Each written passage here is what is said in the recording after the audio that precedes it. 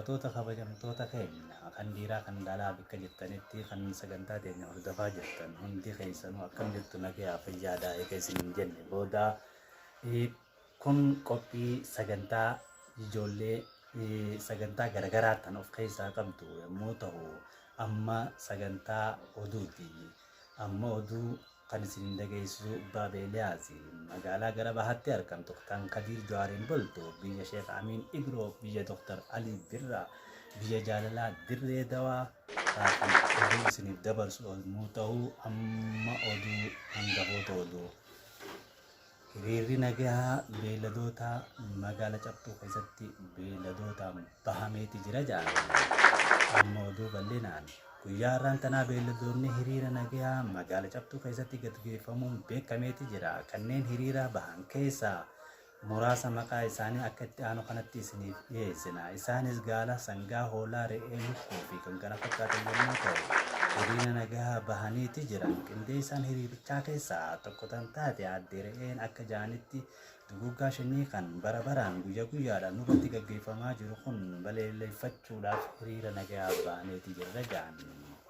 Itti dabaluunis ilmi namaa maqaa nyaata madaalawaa jedhu guyyaa guyyaadhaan torbaaniin ayyaana garaagaraatiin afeerraa garaagaraatii fi taaziyaalee cidha garaagaraatii fi kan kana fakkaatan irratti qalamaa yookiin kan lubbuun bahaa jirtu nuti beeyladoota kanaaf nurraa dhaabbachuu osoo hin taane akka nurraa xiqqaatuuf hiriira nagaa baanee jetti. Walitti qabduun hiriirichaa aadde re'een hirmaattota hiriirichaa kanaa keessaa rakkoo sodaa nageenyaatiif maqaa isaanii akka hin dhawamne eegatti himaniin booda rakkoon teenya tan isaanirraa hammaataa ta'uu himeeti jirti.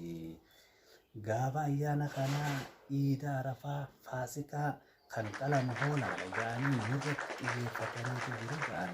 Hiriiricha kana magaalaa guddittii magaalaa Cabxuu irraa gara Qeeraa osoo imalaa jiranii hora bittinneessaan mootummaa kanneen akka waraabessaa, jeedaloo fi saree bakka fa'aan hiriiricha kana argaan hiriiricha kana itti dutuu fi itti yuusuu fi itti dutuudhaan gargar facaasaniiti jiran jedhan. Kanneen hiriiricha kana gargar nu facaasan qaamota nageenyaa ta'ullee nuti warreen waliin jiraachaa arranutti garagalan itti muufachuullee ibsaniiti jiran. Isaan kanneen isinitti garagalan eenyu fa'aadha jennee gaafanneeti jirra. Yeroo gaafannu saree fi bashoo yookiin adurree ta'ullee nutti himaniiti jiran.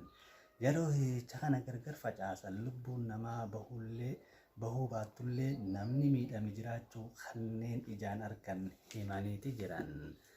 Akka gabaastuun teenya aadde jeedalloon jettutti yeroo waraabessi itti yuusu gaalli utaalee lukkuu irra ejjetee miila cabsuudhaan fuudhanii gara mana yaalaa yeroo geessan eega doktoroonni irratti wal gahanii eega doktoroonni irratti wal gahanii ilaaluudhaan irratti wal gahanii humna isaaniitii ol ta'uu ibsanii riifar gara magaalaa guddittii Hararitti gaggeessaniitu jiran.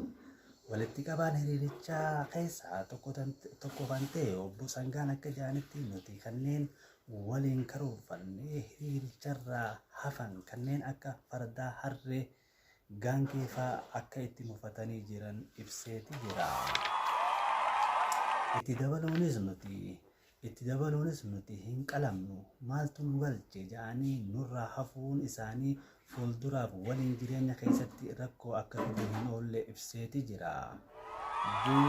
Dubbii tana adda baafachuudhaan gara dura taa'aa paartichaa kabajamoo obbo Leencaa irratti bilbilee dubbiin dhugaa ta'uu amanee karaa nagahaatiin hiriira nagaa bahuun mirga ta'uu ibsee paartii teenya